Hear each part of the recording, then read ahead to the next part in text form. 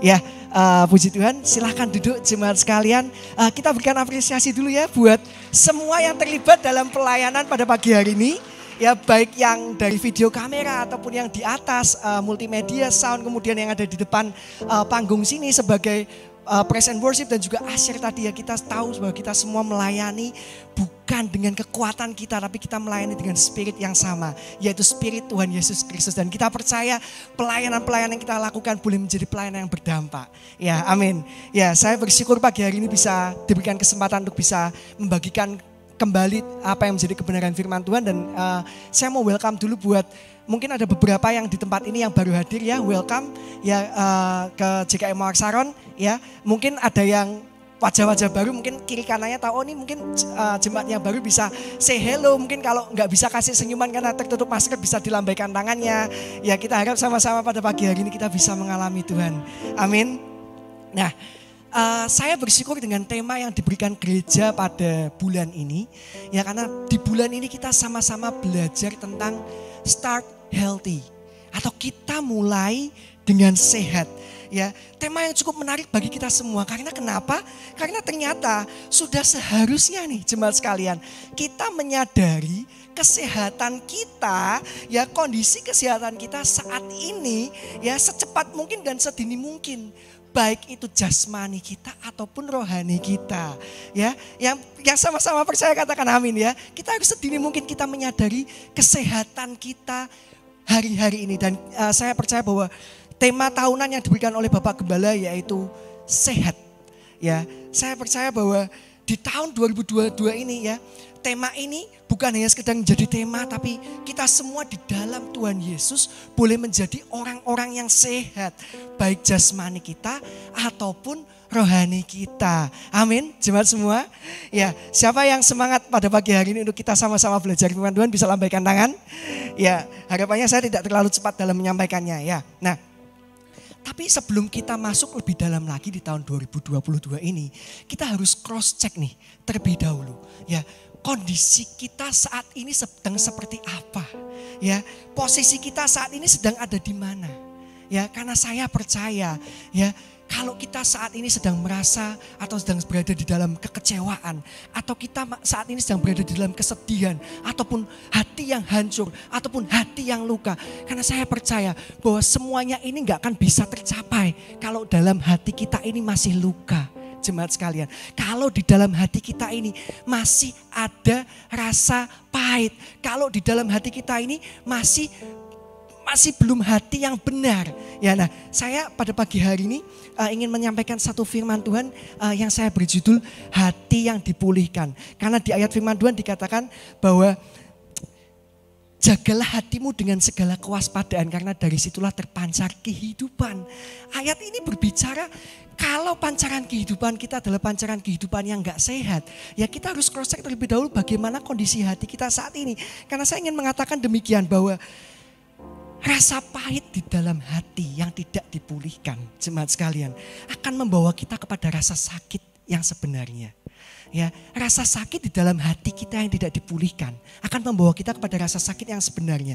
Kalau kita terus berada di dalam kekecewaan, kalau kita terus berada di dalam rasa pahit, ataupun kalau kita terus berada di dalam rasa hancur hati, inilah sebenarnya menghambat kehidupan kita untuk kita bisa level up, untuk kita bisa menjadi orang-orang yang sehat. Hal-hal seperti inilah yang sebenarnya menggerogoti kita sehingga kita bisa sampai kepada rasa sakit yang sebenarnya. Nah, pada pagi hari ini di dalam firman Tuhan hati yang dipulihkan, saya ingin mengatakan bahwa kepahitan itu ya adalah ketiadaan pengampunan yang berkelanjutan. Nah, ini bahaya banget. Makanya sebelum kita masuk lebih dalam di tahun 2022, kita harus evaluasi diri kita terlebih dahulu. Kita harus berdoa, kita mendekatkan diri sama Tuhan. Tuhan, bukakan mata hatiku Tuhan. Aku ini masih punya luka di mana? Saya ini masih punya rasa pahit di mana Tuhan? Karena kita percaya bahwa kalau kita nggak minta segera kelepasan dari rasa pahit ini semua yang akan menghambat setiap kehidupan kita. Nah, kenapa? Karena bahaya utama dari kepahitan itu sebenarnya adalah rohnya itu menolak untuk didamaikan. Ya, pada pagi hari ini saya bukan mau nakut-nakutin jemaat sekalian ya, tapi saya belajar sesuatu dari hati yang dipulihkan ini. Dan seringkali orang yang sudah terlalu lama di dalam berada di dalam kondisi yang hancur hati, orang yang sudah terlalu lama berada di dalam hati yang pahit, hati yang remuk, seringkali mereka semua tuh tidak sadar. Ya, karena istilahnya gini, karena mereka sudah terbawa akan hal itu dan istilahnya tuh kayak semuanya itu sudah biasa-biasa aja. Tapi ternyata ada cirinya jemaat sekalian ya. Ciri-ciri itu bisa nampak ya. Yang pertama cirinya apa sih? Yang pertama, ketika kita bertemu dengan orang-orang yang mengalami rasa sakit, rasa pahit di dalam hati. Biasanya orang-orang ini adalah orang-orang yang cenderung tidak bisa menerima nasihat orang. Mulut mengatakan, mengucapkan, aku memaafkan kamu. Tetapi di dalam hati ini, aku masih mengingat apa yang kamu lakukan. Lah ini yang berbahaya jemaat sekalian. Kenapa? Mereka cenderung tidak bisa menerima nasihat orang dan mereka juga akan mencari-cari alasan untuk menghindar. Ya, bilangnya sudah memaafkan tapi ternyata kontaknya diblok. Bilangnya sudah memaafkan tapi ternyata pesan terakhirnya apa? Jangan cari aku lagi. Ini kejadian semua jemaat sekalian. Ya, bilangnya minta maaf. Oh, aku sudah memaafkan kamu. Tapi tolong ya, aku tidak mau ketemu dengan kamu lagi. Ya, kenapa kok kita bisa diperhadapkan dengan seperti ini? Karena kita mengalami kekecewaan yang luar biasa. Ya, kemudian yang kedua, dia akan merasa bahwa sebenarnya itu dia sedang gak ada masalah ya. Dia sedang baik-baik saja. Kalau kita tanya, oh gak apa-apa, aku sehat-sehat aja. Enggak, siapa bilang aku mengalami hati yang pahit, hati yang terluka. Tapi kalau kita mau rendah diri, rendah hati di hadapan Tuhan, kita sujud, kita bertelut, kita minta Tuhan untuk Tuhan, ungkapkan Tuhan apa yang sebenarnya luka yang ada yang di dalam hatiku ini yang menghambat pertumbuhanku. Ya, dan yang terakhir ya, yang paling bahaya nih, kalau orang yang mengalami rasa pahit di dalam hati ya, dia akan mengalami pertumbuhan hidup yang tidak optimal. Ya, ini yang bahaya. Kenapa? Karena ketika kita ingin menjadi orang-orang yang sehat, tetapi ada luka yang belum kita sembuhkan, ada luka yang belum kita pulihkan. Bagaimana kita bisa menjadi orang yang sehat kalau yang di area sini kita belum berkemenangan? Kalau di dalam area sini kita belum mengalami yang namanya pemulihan. Nah, kalau diibaratkan nih jemaat sekalian, ya, smartphone atau komputer yang kita pakai ya, seringkali lama-kelamaan smartphone itu mengalami yang namanya corrupt system ya, atau sistemnya korup atau sistemnya rusak, ya, nggak beres. Ya, nah seringkali smartphone atau komputer yang kita pakai ini jadi apa sih? Suka ngehang, suka lemot, kemudian tiba-tiba keluar sendiri, tiba-tiba ngerasa sendiri, tidak bisa berjalan dengan optimal sebagaimana mestinya. Nah, apa yang biasanya kita lakukan setelah itu? Ya, langkah pertama yang kita lakukan adalah apa? Kita melakukan yang namanya pemulihan pabrik atau kita riset ulang. Ya, kita riset ulang, kita melakukan yang namanya factory reset. Baru setelah itu biasanya nih smartphone atau komputer kita tuh jadi enteng lagi, kerjanya jadi ringan lagi. Nah, saya ingin mengatakan demikian bahwa ketika kita berbicara mengenai hati yang dipulihkan, pulih, atau kalau dalam bahasa Inggris dikatakan adalah restore. Artinya apa? Back to original state. Kembali kepada keadaan aslinya kita. Ya, kalau kita dipulihkan Tuhan, kita kembali kepada keadaan aslinya kita. Nah, saya merenungkan hal ini sebenarnya Tuhan, keadaan aslinya kita ini apa? Ya, seringkali gambaran-gambaran dunia ini membuat kita kehilangan gambar aslinya kita. Nah, keadaan asli yang saya maksud di sini kita buka sama-sama di Kejadian 1 ayat yang ke-27. Kembali kepada awal mula penciptaan kita. Ya, kita baca di Kejadian 1 ayat yang ke-27 dikatakan demikian. Maka Allah menciptakan manusia itu menurut gambarnya. Menurut gambar Allah diciptakannya dia. Laki-laki dan perempuan diciptakannya mereka. Kita ini diciptakan segambar dengan Allah. Bahkan kalau kita baca dari terjemahan bahasa Indonesia sehari-hari itu lebih kena banget maksudnya. Ya, dikatakan demikian. Demikianlah Allah menciptakan manusia dan dijadikannya mereka seperti dirinya sendiri. Nah, maksudnya gimana? Saya percaya bahwa original state-nya kita, keadaan aslinya kita ini adalah keadaan yang sehat. Jemaat sekalian, hati kita ini adalah hati yang sehat. Nah, semakin cepat kita menyadari kondisi hati kita saat ini, semakin cepat pula kita mengalami pemulihan itu terjadi di dalam kehidupan kita. Ya, pegang ini sama-sama. Minggu lalu kita sudah tahu, ketika Tuhan bertanya, Pastor Iman mengatakan, "Where are you?" Di mana engkau? Tuhan gak butuh informasi. Tuhan butuh kita itu untuk sadar di mana sebenarnya saat ini kita sedang berada. Jemaat sekalian, kita ini sedang berada di dalam fase apa? Bagian mana di dalam kehidupan kita yang error yang harus itu dipulihkan. Nah, saya ingin mengatakan hati yang dipulihkan, bagaimana kita bisa mengalami pemulihan hati kita. Poin yang pertama yang ingin saya sampaikan adalah Tuhan Yesus itu adalah sumber pemulihan yang sejati. Ya, Tuhan Yesus itu adalah sumber pemulihan yang sejati. Seperti tadi yang saya sudah sampaikan ya, kalau orang sudah mengalami kepahitan, jemaat sekalian, kalau orang sudah mengalami rasa pahit ini, minta maaf saja tuh rasanya nggak cukup. Ya, minta maaf saja tuh nggak akan cukup. Kenapa? Karena kepahitan ini sesungguhnya sudah membelenggu kita. Aku memaafkan kamu, aku memaafkan dia, tapi aku nggak bisa melupakan itu. Hati kita ini masih luka, hati kita ini masih pahit. Ya, hati kita ini menjadi semakin getir. Ya, kenapa? Karena kita tahu hanya Tuhan Yesuslah sumber pemulihan yang sejati. Pemulihan yang sejati itu hanya bisa datang dari Tuhan Yesus.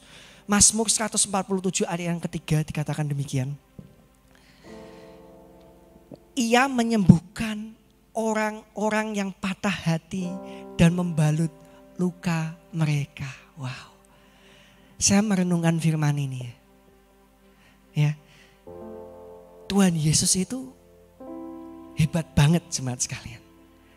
Dia itu bisa menyembuhkan setiap dari kita yang mengalami patah hati. Setiap dari kita yang mengalami kerusakan di dalam hati kita. Dan dia bisa membalut setiap luka-luka kita. Nah, jangan sampai kita berharap nih, kita bisa mendapatkan pemulihan dari manusia. Yang ada kenapa? Kalau kita berharap kita mendapatkan pemulihan, kita mengejar pemulihan yang datang dari manusia ya, kita akan mengalami yang namanya kekecewaan.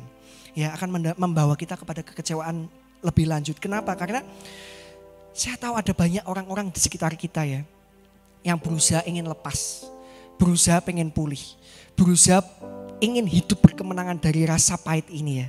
Ya, sehingga dia coba untuk cerita ke kiri, dia coba untuk cerita ke kanan. Harapannya bisa mendapatkan pemulihan, harapannya bisa mendapatkan pencerahan. Tapi ternyata yang ada malah apa? Cerita-cerita seperti itulah yang malah menjadikan kita bukan terlepas, malah kita semakin terjerat. Saya ingin mengatakan ya, hadirat Tuhan itu adalah tempat pelarian yang terbaik. Ketika kita mengalami rasa pahit ya, kita sujud di hadapan Tuhan, kita nangis. Kita ngomong, Tuhan, aku gak bisa memaafkan Tuhan. Mulutku mungkin bisa tapi hatiku gak bisa. Tapi aku percaya dengan kekuatan yang kau berikan dalam kehidupan kami, aku bisa melepaskan yang namanya pemulihan. Aku bisa melepaskan yang namanya pengampunan. Dan aku mau jadi orang-orang yang berkemenangan di dalam rasa pahit ini. Kenapa sih? Karena kepada siapa kita bercerita akan menentukan seperti apa sikap kita selanjutnya. Jadi kita harus hati-hati nih. Ketika kita mengalami kekecewaan kemudian kita coba cerita sama orang ya. Ya syukur-syukur puji Tuhan kalau ternyata orang ini adalah orang yang dipakai Tuhan untuk bisa menyadarkan kita. Tapi kalau ternyata kita salah cerita kepada orang yang ternyata sebenarnya orang ini juga mengalami kepahitan di dalam kehidupannya. Apa yang terjadi? Tidak akan terjadi yang namanya kelepasan secara roh. Tidak terjadi yang namanya kelepasan secara spirit, secara emosi. Oleh sebab itu saya mengatakan dengan keras bahwa hadirat Tuhan itu adalah tempat pelarian yang terbaik. Kalau kita lihat Daud ya. Daud kalau ada apa-apa, kenapa Tuhan bisa sayang banget sama Daud? Karena Daud kalau ada apa-apa dia larinya ke Tuhan. Dia larinya ke Tuhan. Nah, kenapa kita nggak bisa mengalami kelepasan dalam kehidupan kita? Kita larinya kemana? Jemaat sekalian, kita sudah lari ke Tuhan apa belum? Ya. Ketika kita sedang mengalami kepahitan, ya, Sesungguhnya itu kita sedang mengalami atau kita sedang berada di dalam dosa, jemaat sekalian. Kenapa? Karena kepahitan itu mendukakan Roh Kudus. Hidup di dalam rasa pahit itu mendukakan Roh Kudus. Efesus 4 ayat 30 sampai dengan yang ke-31. Saya belajar hal ini. Kenapa? Karena saya juga pernah berada di dalam kondisi yang seperti ini. Dan rasanya saya nggak bisa menceritakan ini semua di depan jemaat. Tapi saya percaya ya, ketika kita tidak bisa menjangkau orang. Ya karena dalam konteksnya saya pada waktu itu, saya nggak bisa menjangkau orangnya. Tapi dengan doa, kita percaya doa itu bisa menjangkau orang itu. Saya percaya ketika saya mengalami rasa ini, ya, banyak alasan untuk saya menghujat. Banyak alasan saya untuk nggak terima ya. Tapi yang Tuhan mau apa? Setiap kejadian di dalam kehidupan kita yang Tuhan izinkan terjadi. Karena Tuhan mau mendidik setiap kehidupan kita untuk menjadi pribadi yang sempurna di hadapan Tuhan. Pribadi yang berharga di mana Tuhan. Efesus 4 ayat 30 sampai dengan yang 31 dikatakan demikian. Dan janganlah kamu mendukakan Roh Kudus Allah yang telah memeteraikan kamu menjelang hari penyelamatan. Segala kepahitan, kegeraman, kemarahan, pertikaian, dan fitnah hendaklah dibuang dari antara kamu, demikian pula segala kejahatan. Maksudnya gimana? Jadi meskipun dia yang salah dan kita yang pahit, kita juga berdosa, jemaat sekalian. Ya, loh, bukan aku kok yang salah. Aku enggak ngapa-ngapain kok, aku yang dikecewakan kok. Ya kan? Tapi tetap aja kalau kita berada di dalam rasa pahit, kalau kita berada di dalam rasa seperti ini, kita ini sesungguhnya sedang berada di dalam dosa karena kita mendukakan Roh Kudus. Ya. Tidak ada hati yang terlalu pahit yang tidak bisa dipulihkan oleh Tuhan. Pegang ini sama-sama. Tidak ada hati yang terlalu hancur untuk bisa dibentuk kembali oleh Tuhan. Tuhan Yesus sanggup memulihkan hati kita yang terluka.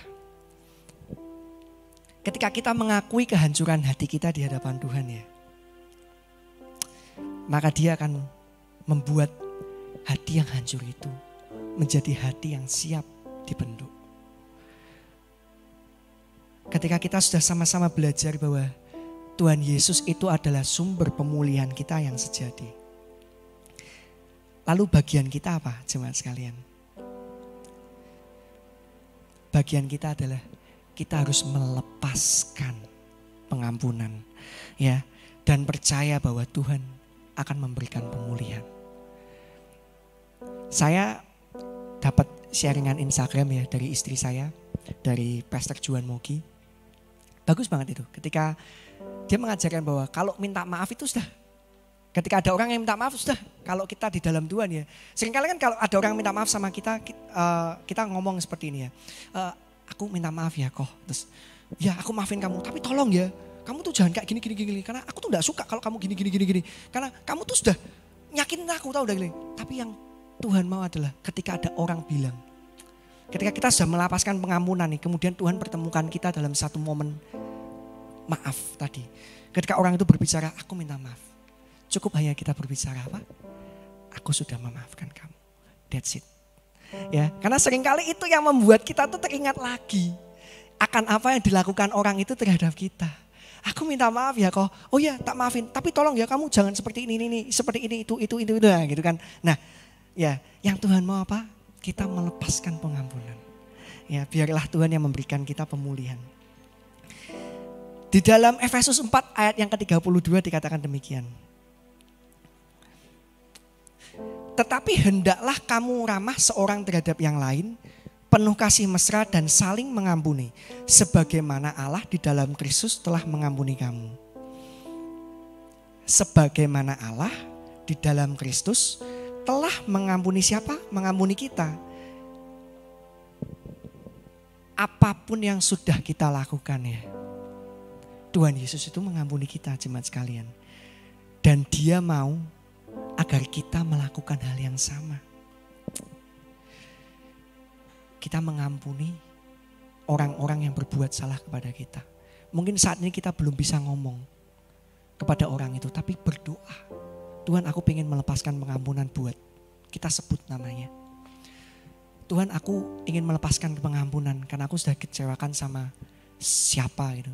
Tapi aku percaya Tuhan, aku akan memiliki sikap yang berbeda karena Engkau telah mengampuni aku.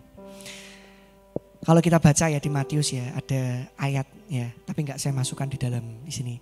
Dikatakan bahwa berapa kali Tuhan aku harus mengampuni? Tuhan mengatakan berapa? Apakah 70 kali 7 kali? Hal ini menyadarkan saya jemaat sekalian bahwa ternyata ketika kita baca ayat ini 70 kali 7 kali itu bukan 490 kali atau berapapun. Maksudnya gimana? Ketika kita di hadapan Kristus menyadari bahwa kita ini sudah diampuni. Ya. Ketika kita sadar akan hal itu, maka jumlah tidak akan pernah menjadi masalah. Kita nggak akan jadi orang yang hitung-hitungan untuk kita bisa memaafkan orang. Ya, jadi firman Tuhan ini mengena banget ya dalam kehidupan saya. 70 kali 7 kali. Ya, ketika kita sadar bahwa kita adalah pribadi-pribadi yang diampuni di hadapan Tuhan, maka jumlah itu nggak akan menjadi masalah. Poin yang pertama saya akan tutup dengan kalimat seperti ini, bahwa forgiveness does not change the past, but it will surely have an impact for the future. Pengampunan itu enggak akan mengubah masalah yang sudah terjadi. Pengampunan itu enggak akan bisa mengubah masa lalu. Tapi saya percaya ketika kita melepaskan pengampunan ya, itu punya dampak buat masa depan. Dampak seperti apa? Tentu saja dampak yang positif. Ya, ketika kita melepaskan pengampunan, Tuhan memberikan pemulihan ya. Nah, poin yang kedua, hati yang dipulihkan. Kita akan sama-sama belajar bahwa pemulihan itu membutuhkan proses dan kemauan. Jemaat sekalian, yuk kita lihat gambarnya sama-sama ya. Bukan gambar sih, saya buat satu yang mudah ya. Ada 3 hal di sini: sembuh, pulih, dan sehat. Ya, ada 3 fase. Ada fase sembuh, ada fase pulih, dan ada fase kita menjadi sehat. Nah, orang yang sakit nih, orang yang sedang berada di dalam rasa sakit, agar dia bisa menjadi sehat kembali, dia harus mengalami yang namanya proses sembuh. Kita harus sembuh terlebih dahulu dari rasa sakit kita. Kemudian dia akan menjalani yang namanya pemulihan atau recovery ya. Ini di dalam hal medis pun juga sama. Ya, pemulihan, recovery, kemudian setelah itu dia akan menjadi sehat kembali. Makanya saya ingin mengatakan pada pagi hari ini bahwa fase pemulihan itu menentukan keberhasilan orang bisa menjadi sehat kembali. Fase pemulihan itu adalah fase yang menurut saya fase yang rentan sebenarnya. Ya. Nah, oleh sebab itu kenapa? Karena kita bisa mengalami rasa sakit yang lebih parah lagi dari yang sebelumnya jika di dalam pemulihan ini kita nggak benar-benar menjaganya. Ya, oleh sebab itu di dalam fase pemulihan ketika Tuhan sudah melepaskan kita dari kepahitan hati, ya, kita harus menjaganya dan punya kemauan untuk kita move on, untuk kita bisa bergerak maju, ya, kita bisa masuk ke dalam step yang baru untuk kita bisa menjadi orang-orang yang sehat. Ya, di Ibrani 12 ayat yang ke-15 dikatakan demikian. Kita buka sama-sama di Ibrani 12 ayat yang ke-15. Jagalah supaya jangan ada seorang pun menjauhkan diri dari kasih karunia Allah. Agar jangan tumbuh akar yang pahit yang menimbulkan kerusuhan dan yang mencemarkan banyak orang. Kemauan untuk kita berada di dalam kasih karunia Allah, inilah yang membuat kita kuat di dalam proses pemulihan ini. Ya, ketika saya melepaskan pengampunan, pemulihan gak langsung terjadi. Ya, saya merasa masih dibenci. Tapi saya percaya, saya harus menjaga ini supaya saya gak mengalami yang namanya rasa sakit lagi. Ya, karena saya sedang dalam fase yang rentan menurut saya. Nah, kemauan untuk kita terus berada di dalam kasih karunia Allah, ya, Jangan sampai kepahitan itu menjadi akar di dalam hati kita. Kenapa?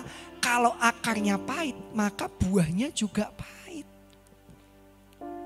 Ya, akar itu awal mulanya ya kelihatan jemaat sekalian. Akar itu semua tertanam di dalam. Yang kelihatan nanti apa? Buahnya. Kalau kehidupan kita isinya cuman kehidupan yang pahit, kita harus lihat hati kita. Akarnya apa nih di dalam hati kita? Apakah kepahitan yang mengakar atau justru malah firman Tuhan yang mengakar? Kalau firman Tuhan yang mengakar di dalam hati kita, saya percaya kehidupan kita juga kehidupan yang menjadi dampak. Buah yang kelihatan dari hidup kita adalah buah yang baik. Ya, buah yang memuliakan Kristus. Nah,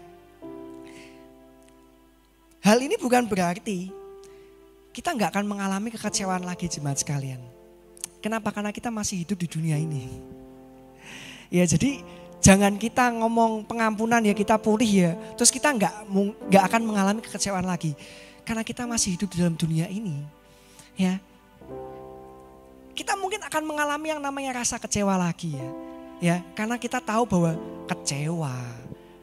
rasa kecewa, rasa takut, rasa khawatir, ya itu adalah bagian dari hidup kita di dunia ini.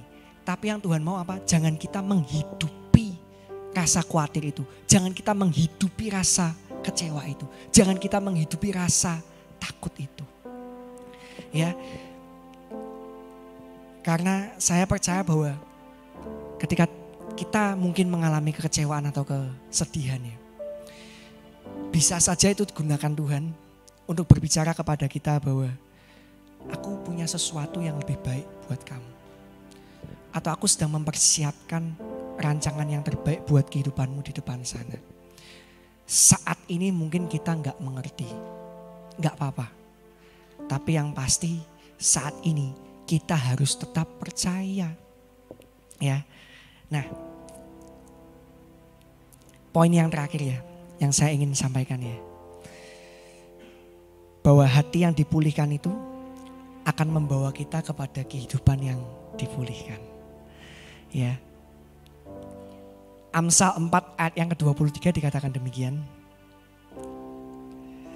Ayat yang kita tahu ya, sudah gak perlu buka pun mungkin kita sudah hafal ayat ini ya. Jagalah hatimu dengan segala kewaspadaan, karena dari situlah terpancar kehidupan. Hati yang dipulihkan akan membawa kita kepada kehidupan yang dipulihkan. Nah, saya percaya ketika kita mengalami pemulihan hati, hati kita diubahkan ya, dibentuk ulang oleh Tuhan Yesus Kristus menjadi hati yang baru. Maka saya percaya pancaran kehidupan kita akan menjadi pancaran kehidupan yang baik, pancaran kehidupan yang sehat. Ya, saya ingin mengatakan ya, ada pancaran kedamaian yang muncul dari hati yang dipulihkan. Ada pancaran kedamaian yang muncul dari hati yang dipulihkan. Ayub 42 ayat yang ke-10 ya. Ayub 42 ayat yang ke-10 dikatakan demikian. Lalu Tuhan memulihkan keadaan Ayub setelah ia meminta doa untuk sahabat-sahabatnya. Dan Tuhan memberikan kepada Ayub 2 kali lipat dari segala kepunyaannya dahulu.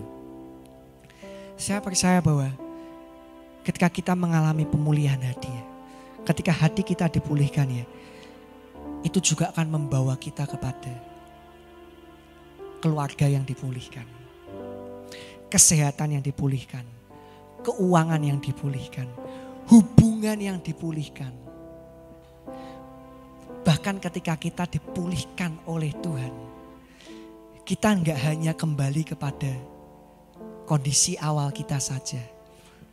Tetapi Tuhan bisa mengembalikannya 2 kali lipat, 3 kali lipat. Tergantung kemurahan Tuhan dalam kehidupan kita. Karena apa yang menurut kita hilang, bisa digantikan dengan cara Tuhan. Bisa digantikan Tuhan dengan caranya yang ajaib. Apa yang kita rasa saat ini kita mengalami kehilangan. Apa yang hilang? Waktu kita hilang mungkin. Saya percaya ketika kita merasa kehilangan waktu ya, kita akan melihat bahwa ada buah-buah yang muncul. Ada satu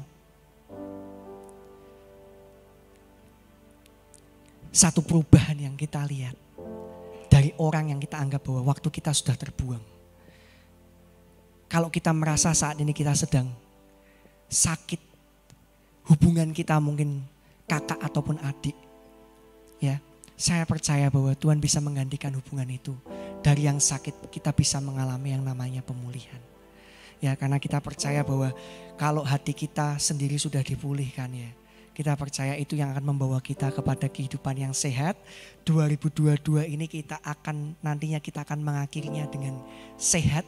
Kita akan berkemenangan di dalam area ini. Dan saya percaya kalau Tuhan bisa memulihkan Ayub, Tuhan juga bisa memulihkan kita. Ya, kalau Tuhan bisa memulihkan Ayub, Tuhan bisa memulihkan setiap kehidupan kita. Amin.